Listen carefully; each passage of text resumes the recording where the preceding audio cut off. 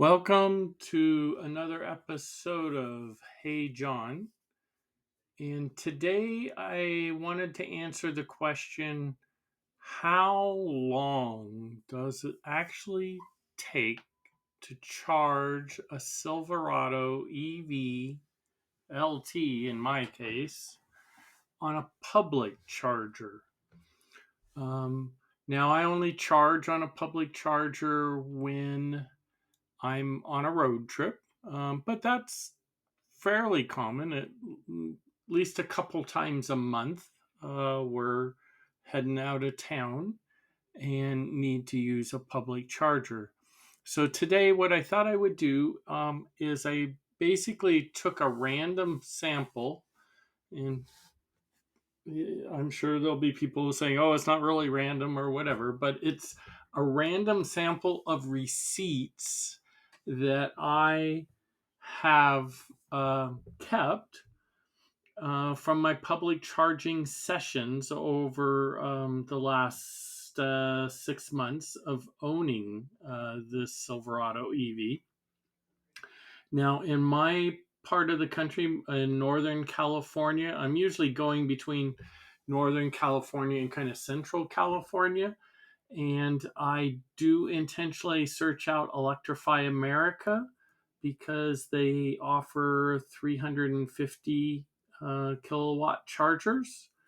And most of the other chargers in my area are a lot less. Now, that does not mean you always get 350 kilowatts. Matter of fact, I have never gotten 350 kilowatts out of a charger, but I've gotten much better from an Electrify America than, say a Tesla charger, where I have never gotten even 100 kilowatts. Usually it's around the high 80s, 90s, that sort of thing.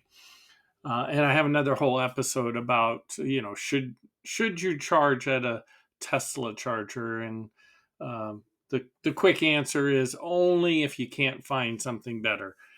Something better being a higher rate type charger. The Silverado is rated to be able to charge at a much higher rate, somewhere between 300 and 350, depending upon which model you have. But in my case, I think the highest, and I have a sample here, is something in the 300s. So what I have here up on the screen is a sample that I'm going to run through. I have four of these, so you can kind of see it's got a start time, end time, total time, which is really what we're going to use in our calculations, the end of the state of charge, which is important because your charging time will really elongate. With the Chevy, actually, not until about 90%. But this means we're still in a good envelope of charging. And in this case here, we got the max charging speed, which doesn't mean that you are charging at that rate the whole time. Matter of fact, you almost never are. But in this case, it was 260. Total electricity delivered was 96.0960 kilowatt hours. So this is this sample. And then sample two, again, took 36 minutes to get 105. So this obviously this was a better charge rate, and it said the max charge rate was 309 in this case.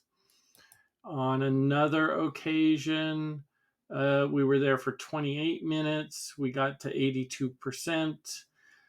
We were only charging at 240 kilowatts, and it was delivered only 74.8 kilowatt hours. And then, just to be fair here, this was another, I just kind of randomly pulled these out over the last 6 months. This was not a great one. This was 33 minutes. We did charge to 88%, so that could explain a little bit, but we were only getting 186 kilowatts, and we only put 70 in. So definitely a big difference there. Now, what I'm going to show you next is a little spreadsheet Up here, the samples 1, 2, 3, 4 in the order that we showed them. The maximum charging speed 260, 309, 240, 186. Energy delivered 96, 106, 75, and 71. So these are rounded numbers off of those bills. Charging times 33 minutes, 36 minutes, 28 minutes, and 33 minutes. So there's something to be said there, right? In this charge, the shortest time was this 28-minute one. Also, we got more electricity here on this 36-minute one. But anyhow, you are at a charger realistically for this time period. So in my case, I almost always make sure there's either something to eat or something to go shopping that I need to do at that charger. So I do plan ahead because I'm not one to just sit in a car and play games or read my phone or something like that. I did list the state of charge at the end so we can kind of see what was going on there. And then we did some calculations here based upon these figures. Um, this is, we're getting 2.91 kilowatts per minute. They're all in the twos, as you can see. The low side is 215. The high side is 2.94. Now, my Chevy EV, and not all, some people get better. Mine gets 1.9 miles per kilowatt hour.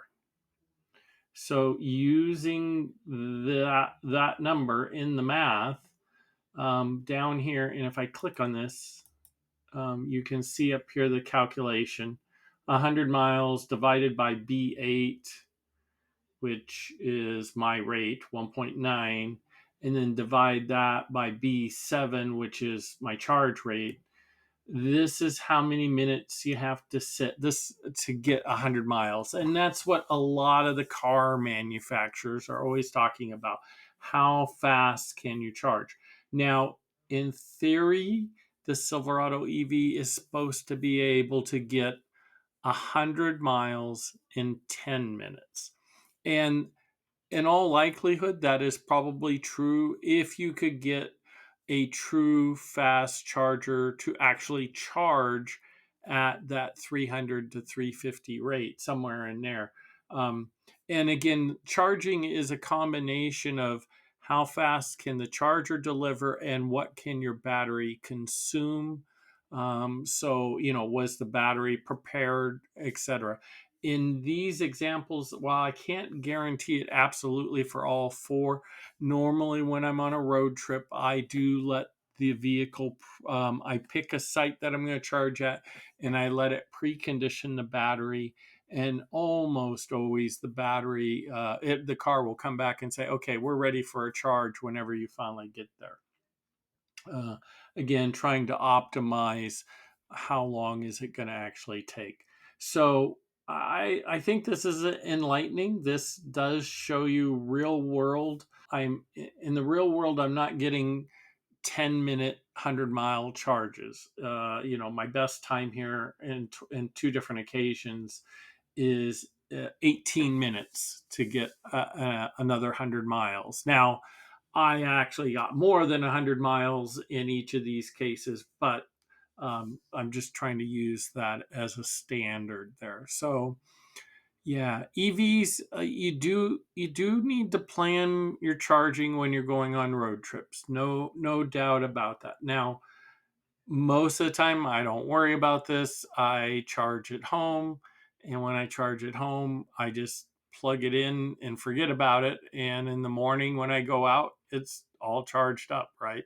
And that's probably 98% of all of the driving I do with this vehicle. But for road trips, it is a different situation, and I think we need to be really fair about, okay, what is it in the real world. So again, this is John's real world driving a Silverado EV and the charge times that I'm getting at least over the last 6 months. I don't feel these are terribly bad times. Again, every place I stop, usually I'm going in for a meal or I've got some shopping planned if it's in an area where there's shopping or something like that. So it's, again, very rare for me to actually be sitting in a car. But that was a change that I had to make mentally, uh, from coming from driving ICE trucks forever to driving an electric vehicle, was planning, basically planning ahead. Now, it turns out that planning really isn't very hard, and you get used to it really fast, but it is a little different the first time you go to do it. Hopefully, this is interesting. And if you'd like to add your comments, please, make your comments below. If you've got suggestions for other topics, and if you see anything wrong with my calculations, please let me know. I think I've got it all right. And again, this is based upon my Silverado EV, what I get. Your mileage may vary. I know some guys are reporting that they get a little higher miles per kilowatt hour in their Silverado. So it probably just depends on how you drive it, where you drive it, and how your Silverado is configured. Thank you for listening, and we'll talk to you soon. Oh, please like and subscribe. Thank you.